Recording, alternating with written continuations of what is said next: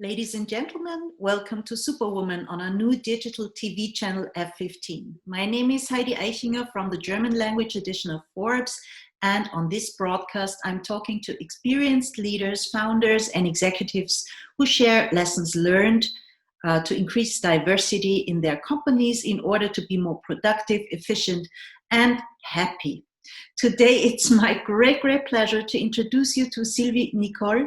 She's Executive Vice President, Human Resources and Infrastructure Services at Henkel.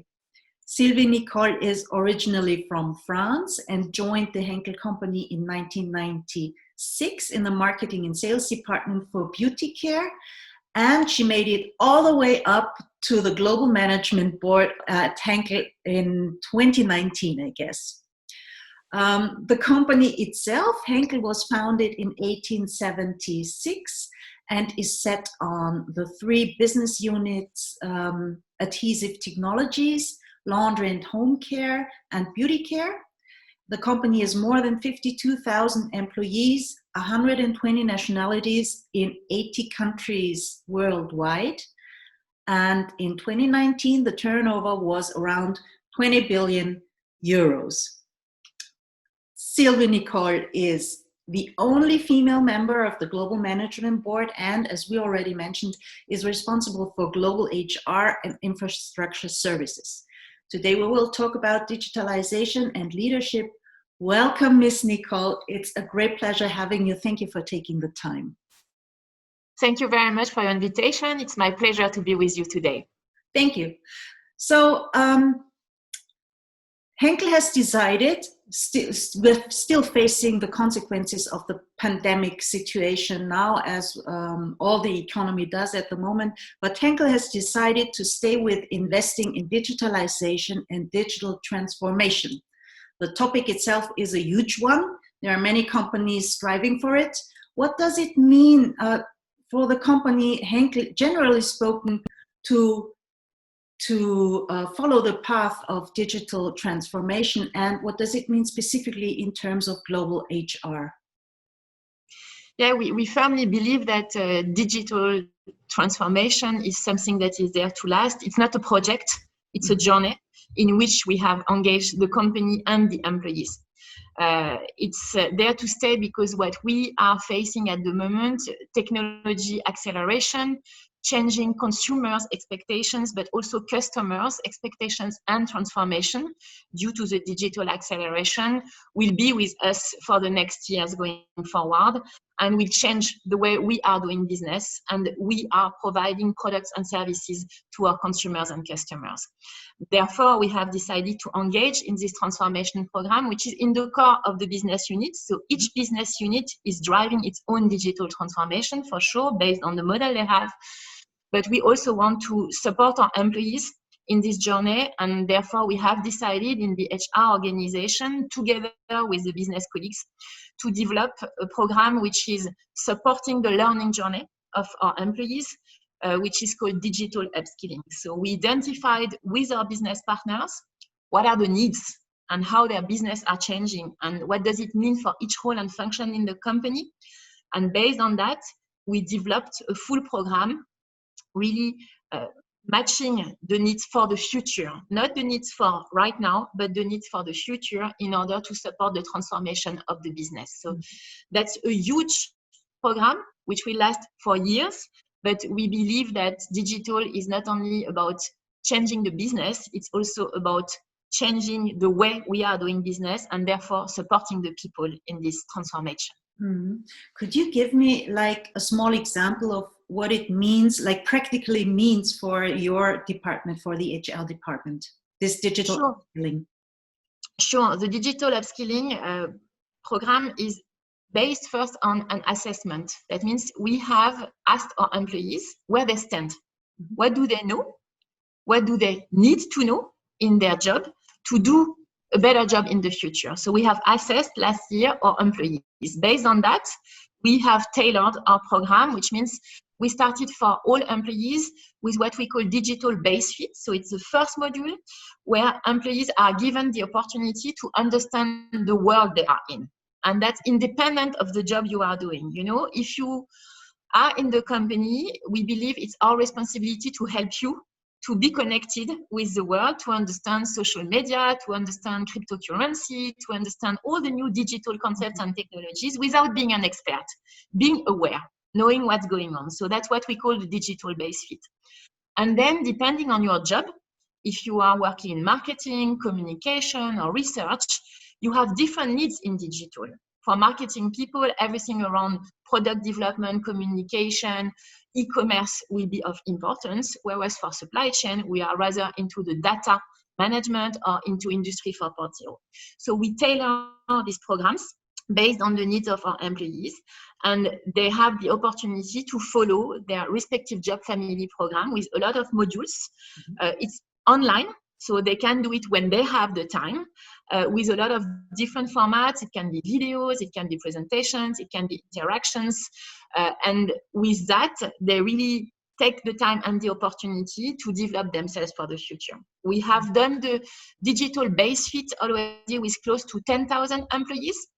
And when it comes to the expert fit, we have covered 4,000 employees, 5 job families, and we are now covering the 5 remaining job families. When we will be done, we will reassess, see where we stand, did we make progress, and we will also take the feedback of our employees on what they are missing. And they really have the opportunity to tell us, hey guys, I would like to learn about that, that's important for my job. And then we will make sure that we complement the program. So that's how it works. So as the global HR manager, you do have the overview. Could you see like who is more skilled in digital topics than others, because you have a worldwide view on your employees? I would say yes, we could, because we assess the employees per job family, per region, per level in the organization.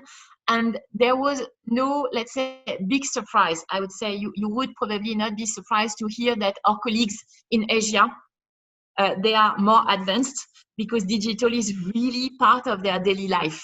So when it comes to understanding the world we are in and the technologies, they were more advanced than people, for example, in Europe. And here I would say it was no big surprise for us, it was a confirmation. On the other hand, we were also surprised because we thought somehow that, you know, the new generation might be more advanced on some digital expertise topic, whereas we discovered in some areas it was more the leaders who were more advanced. Why? Because it's not because you are a digital native, you are very comfortable with social media and you always had a computer, that you have understood everything about data analytics. It's also about experience in the job. It's also about projects you have been driving. So that was one of the surprises in this assessment, that, you know, we should not believe that being a digital native means being a digital expert.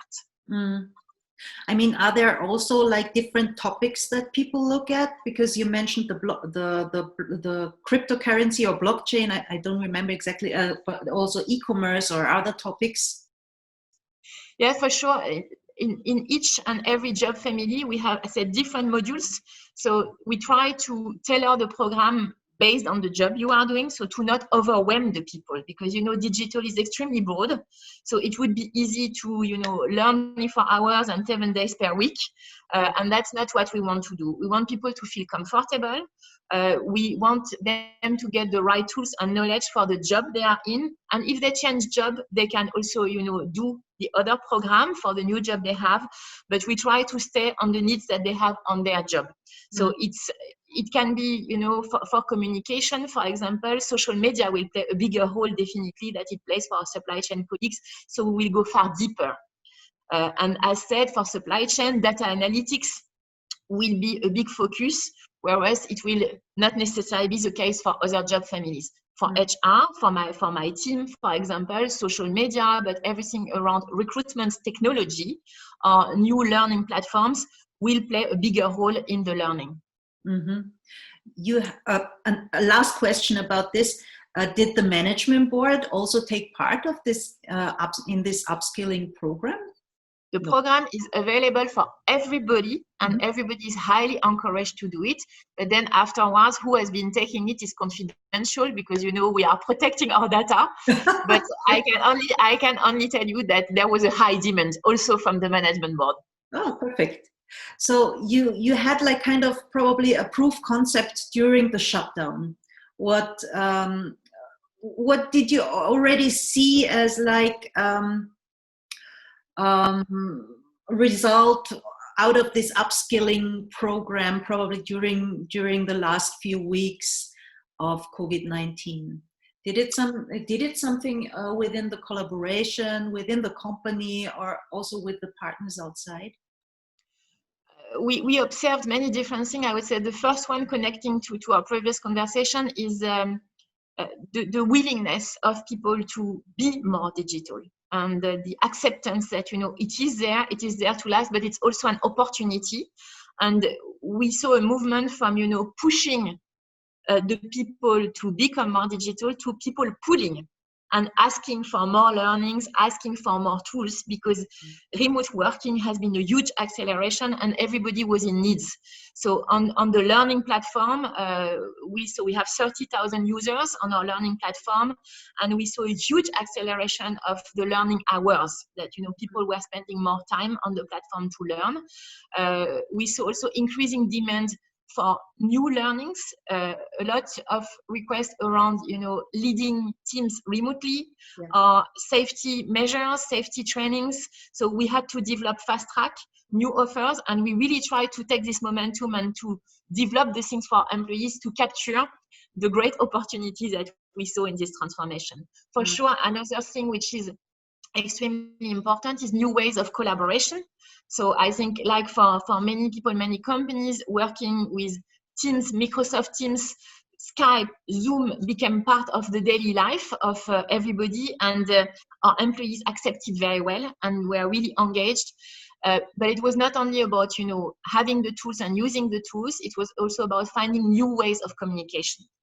In this crisis, being connected, and even more connected than before, was of utmost importance. So we have never seen so many videos from our leaders, Yam Jam sessions, leadership calls, global video conference. So we had a lot of these events taking place permanently to make sure that we were connecting, we were also giving the right information to our employees. So we believe that it has changed the way we work and interact. It has accelerated the digital movement in a way, and we are also working hard to capture this best practice and make sure that they stay after the crisis. Did you probably have also the feeling that your staff, your employees, are getting a little bit closer due to the new digital possibilities of these technologies? Yeah, definitely. Connecting with each other became very important, and people took the time to do this digital coffee chat, whereas they would not necessarily take the time before to do a real coffee chat. So that was a chance, because that was really giving them the opportunity to spend more time together, in a sense, and sometimes quality time that they would not have done in normal circumstances. On the other hand, it was just, also, it was a disruption for people who were used to work together in the same place. But we should not forget that we were already working globally before. I was working, for example, with teams across the globe every day. So these tools, or this way to connect, were there with these teams. What was new was to use that with the people who were normally around you. And again, in the future, I think it's putting more or less everybody, on the same level, independent if you are physically there or if you are working from another country. So it's giving an equal chance with these remote working options, with all this technology, to get everybody connected with the same quality, the same opportunity to talk or to contribute to the project. So that's the big change. I've heard from a lot of companies, employers, that this kind of work on the digital way just leverage the trust they have in their employees, because this distant working tool was not quite, I would say was not 100% accepted from the employer's side, and now it is. And it turned out that the employees are much more productive if you use those tools correctly. Yeah, I think there is, remote working is also always calling for trust, for sure, because when you don't have the people under your eyes, you need to trust that they are, working, that they are doing the things you want them to do. So that comes with a certain strength in terms of leadership, trusting, empowering. The good thing is that there was no choice. There was no discussion. Yeah. We had to move. Yeah. And sometimes in life, it's also good to be pushed by circumstances and then to see if the assumptions that you had were right or wrong. So I think for many of our leaders, it was a confirmation that it's possible. And maybe for some leaders, it was kind of a contradiction with what they thought before. And they saw that finally, it's possible. It works for their team, but sometimes also for them. Mm-hmm. Yeah, let's come back to the leadership. There's a new leadership at Henkel as well. It's the digital leadership. What I found very interesting is that you set up new leadership commitments, like a guideline, how leadership should look like. Please tell us a little bit more about this. Yes, we have renewed our leadership commitments because we felt that we are in a moment of transformation, as we discussed in introduction, which requires also a different style of leadership for the future, different behaviors, if we want to capture all the opportunities that we have in the world and in our business, and that, agility, speed, openness, empathy, collaboration are going to play an even bigger role in the future. So we have 4 leadership commitments. We collaborate as one team. We act as entrepreneurs. We develop people with passion, and we own our results. And we believe that with this framework, which is shaping the behaviors that we expect from our people, we are well positioned to drive the cultural transformation that we need to take the company one step further. That means that we expect from our leaders to behave according to these commitments between them and with their teams, with their peers. We expect also our employees, and we are trying to create a movement from the entire organization that they ask for their leaders to behave like that. So it's from both directions, and that, with this approach, we will shape together a different culture for the future, which will allow us to be more agile, more innovative, and more collaborative. So that's what we pursue. And again, here we had started the journey before the COVID, but we could observe that, it was an accelerator, and our people, our employees were referring very often to these commitments. We collaborate as one team in this time was so important. We are all together in this crisis. We need to hold hands. We need to make the best possible decision for the entire team. So they really helped us also in the crisis, and they gave us a very good framework to make the decisions, sometimes difficult decisions that we had to make. How was the acceptance of this new leadership style from the more, let's say, experienced leaders, probably the more older generation? To just get a feedback from younger ones is not always easy. It is not, and change is also not easy, especially in a big organization. Change is a challenge. The good thing is that the commitments have been very well accepted across the organization, across the generations. They are understood, accepted, and considered as being the right way.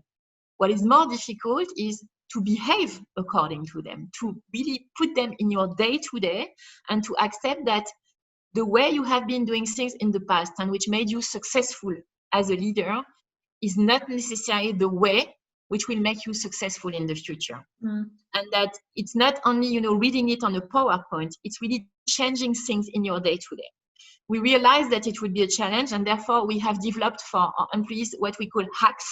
So hacks are small tips and tricks that you can apply in your day-to-day with your team, in doing your jobs, in interacting. It's kind of, alert system, what you need to change or what you need to pay attention to in order to make sure that you are doing this transformation. But it will take time. It will take time because, as always, changing and putting away your old habits is something which is difficult, and it's work as well.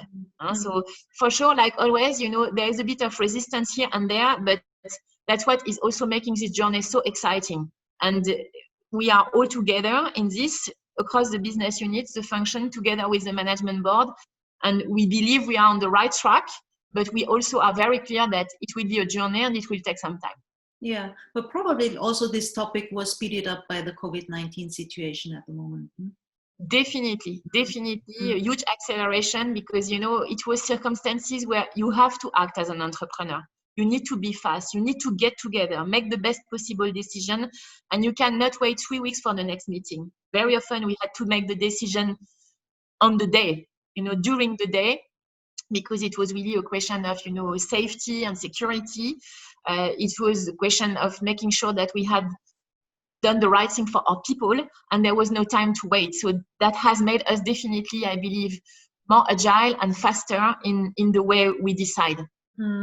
What did COVID-19 and the shutdown and all things around you change in your own mind, like personally? I would say for me, first, it confirmed that, values are above everything. And that having strong values as an individual, but also as a company, which I believe is the case for Henkel, is of utmost importance. Because in crisis time, you refer to your values, and if you are very solid on your values, if they are very clear and you know what you stand for, that helps you to make the right decisions. So for me, that was a confirmation that values are so important as an individual, but also for the company. The next thing for me personally, it was, let's say, a bit discovering for myself that, I can also change my habits and I can change them very fast. I also had to work remotely. I was a strong believer that I would never do that because, I like to be in the office. I like to interact. I need it. I also take my energy from the people. So I never believed I could work on my own at home and manage, the kids and the work at the same time. I like to separate things. But finally, I think I realized that I could adapt very fast, and I could find my way into that. And I have to say, I even liked it. I even enjoyed sometimes being at home and having no time in commuting and this kind of thing. So it's never too late to discover things about yourself and to learn. and finally, also, on a more, personal but connected to the whole note, I could enjoy the trust of my board colleagues, the trust of the executives in, driving together with some colleagues this crisis, driving the decisions, being fast to action. And I have to say, I really enjoyed that I had this trust and that it could help us to be really fast and to protect our people at the heart of the crisis. Thank you very much, Sylvie Nicol, for sharing your insights and your experiences. Thank you for taking the time for us. Thank you to our viewers. I hope you liked this session as much as I did. And if you have fear of missing out any of the episodes of F15, please press the subscribe button. It should be here below. And again, thank you very much, Sylvie Nicol, for your time. And as you said, the next time we'll do it en français. Merci beaucoup. Au revoir. Au revoir.